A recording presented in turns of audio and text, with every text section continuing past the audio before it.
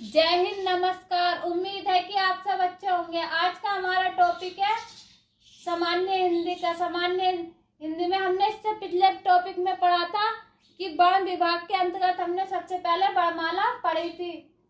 अब पढ़ेंगे हम वर्णों को। तो चलिए देखते हैं, वर्णों के बारे में जानते हैं। तो बात करते हैं वर्ण कितने प्रकार के होते हैं यह जानेंगे हम। और कुल वर्ण कितने होते हैं? कुल वर्ण होते हैं 52। अब बात करते हैं हम वर्णों की, इनके भाग की। तो इन्हें दो भागों में बांटा गया है, स्वर और व्यंजन में। अब बात कर लेते हैं यहीं पे स्वर क्या होते हैं। स्वर का अर्थ क्या होता है? जिनका उच्चारण स्वतंत्र रूप से होता है वह स्वर कहलाते हैं। जैसे ए, आ, ई, उ, री, ए, ओ, औ, अंग, अहा। अब बात कर लेते हैं व्यंजन की परिभाषा की। स्वरों की सहायता से बोले जाने वाले वर्ण व्यंजन कहलाते हैं, जैसे क, ख, ग, घ आदि। अब हम बात करते हैं क प्लस ए मिलकर स्वर और व्यंजन से मिलकर एक अक्षर बनता है। जैसे क प्लस ए, तो क्या है? व्यंजन है, और ए क्या है? स्वर है। तो इससे मिलकर क्या बनता है? अक्षर बनता है। अब बात कर लेते हैं हम यहीं पे थोड़ी सी जानकारी हुई। जो हमारी देवनागरी लिपि है यह अक्षरात्मक लिपि है। इसका मतलब है वर्णों का अर्थ होता है वे शैली जिसमें वर्णों के माध्यम से शब्द बनाए जाते हैं, और एक वो शैली है जिसमें अक्षरों के माध्यम से शब्द बनाए जाते हैं।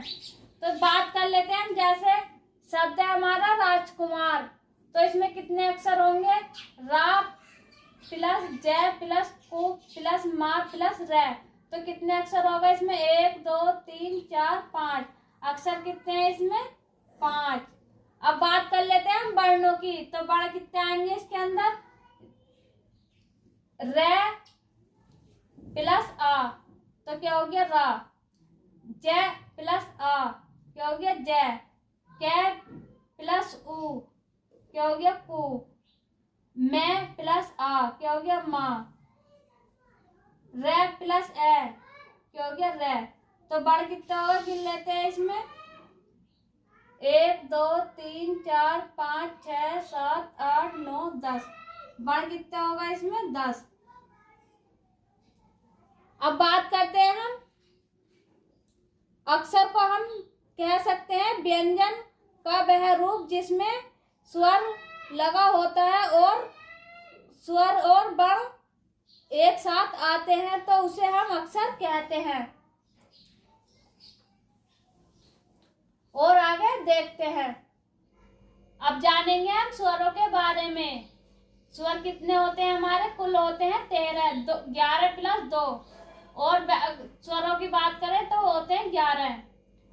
चलिए देखते हैं कौन कौन से। ए, आ, ई, उ, री, ए, ओ, औ, अंग, अहा।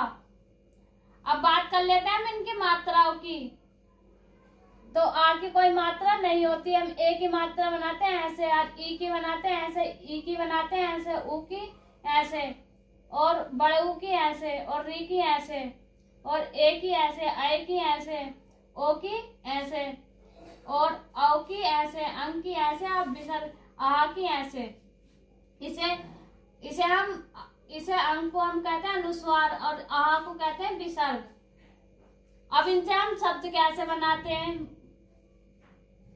तो अक्सर हम इनसे मिलाकर वर्ण बनाएंगे। आ का कोई नहीं होगा तो इससे मिलकर बनेगा, जैसे कै प्लस ए, तो ये हो गया कै। और इससे मिलकर बनेगा का प्लस आ, का। ई से मिलकर ई की मात्रा से नहीं की, और उससे बड़ी की मात्रा से की, और छोटे की मात्रा से कु, बड़े उ की मात्रा से कु, और रे से क्री, और के से ए से के, और ऐ से को, ओ से को, और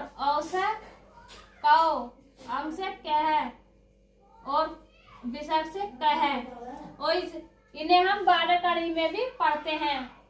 अब बात कर लेते हैं हम स्वरों के वर्गीकरण की। कितने होते हैं? ये 11। उच्चारण काल के आधार पर पढ़ेंगे, जानेंगे उच्चारण आधार काल पर क्या है। तो उच्चारण का अर्थ होता है बोलना और काल का अर्थ होता है समय। तो हम साधारण शब्दों में कह सकते हैं बोलने में लगने वाला समय है, जो उसके आधार पर स्वर कितने प्रकार के होते हैं। तो कितने प्रकार के होते हैं? ये यहाँ पर होते हैं 2 प्रकार के। वैसे यहाँ पर 3 प्रकार के माने जाते हैं, लेकिन 3 प्रकार के नहीं होते, 2 प्रकार के ही होते हैं। जैसे हम बात करते हैं ह्रस्व की, और इन्हें हम लघु भी कहते हैं। तो कौन से? ए, ई, उ, री, ये होते हैं 4। और यहाँ पर री को स्वर नहीं मानते। कई वैज्ञानिकों ने नहीं माना है, कुछ ने माना है, कुछ ने नहीं माना। यह वैसे संस्कृत का होता है। अब बात करते हैं दीर्घ स्वर की। कौन कौन से होते हैं? ए दीर्घ स्वर होते हैं आ, ई, उ, ए, ऐ, ओ, औ। ये होते हैं 7। अब बात कर लेते हैं हम यहाँ पे प्लुप्त स्वर की। जब हमने स्वर 11 बताए, 11 स्वर हम पढ़ते हैं, तो 4 तो आ गए हमारे ह्रस्व में और 7 आ गए दीर्घ में। कितने हो गए? 11। तो विलुप्त के लिए यहाँ पर कौन सा उदाहरण बचेगा? यहाँ पर तो विलुप्त के लिए कोई उदाहरण ही नहीं है ना। तो ये हमारा विलुप्त जो है संस्कृत में होता है, हिंदी में नहीं होता। जैसे बात करते हैं ओम, राधा। अब इसकी परिभाषा क्या है? इसमें दीर्घ से भी ज्यादा समय बोलने में लगता है। दीर्घ से भी दुगना समय, मतलब ह्रस्व से दीर्घ को बोलने में दुगना, और दीर्घ से विलुप्त को बोलने में उससे भी अधिक समय लगता है।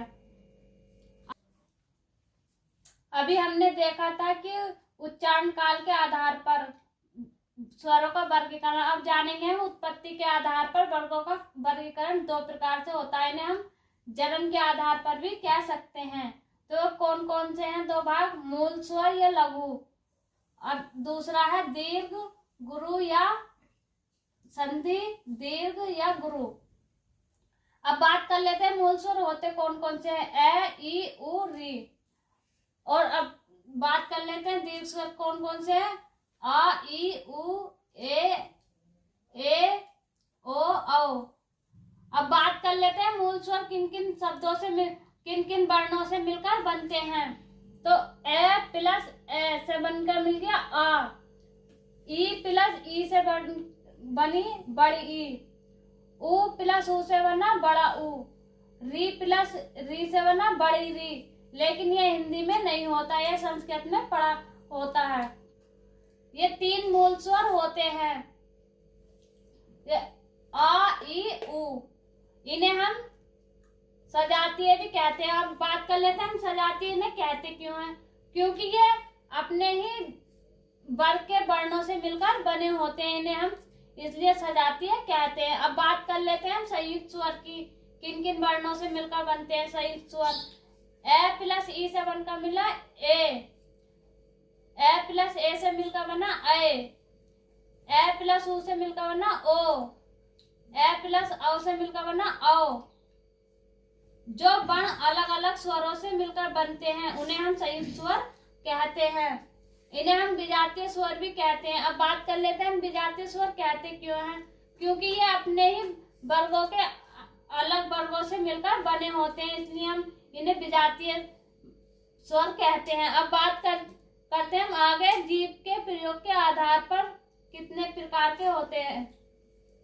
जीभ के आधार पर 3 प्रकार होते हैं। कौन कौन से होते हैं? अग्र स्वर, मध्य स्वर और पद स्वर। अब बात कर लेते हैं इनका कौन कौन से होते हैं। यह जीभ के अगले भाग से बोले जाते हैं। अग्र स्वर वाले जीभ के अगले भाग से बोले जाते हैं, जैसे ई, री, ए, ऐ। अब बात करते हैं मध्य स्वर की। यह जीभ के मध्य भाग से इसका उच्चारण मध्य भाग से होता है, जैसे आ। बोलकर देखिएगा तो महसूस होगा कि कहाँ से इसका उच्चारण हो रहा है। अब बात करते हैं प स्वर की। तो प स्वर बोले जाते हैं जीभ के पिछले भाग से, ऐसे आ, उ, ओ, औ।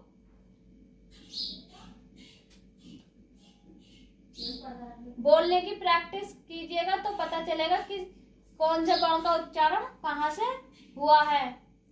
और जानेंगे हम अगली वीडियो में। अब वीडियो अच्छा लगा हो तो वीडियो को लाइक करें, शेयर करें, चैनल को सब्सक्राइब करें।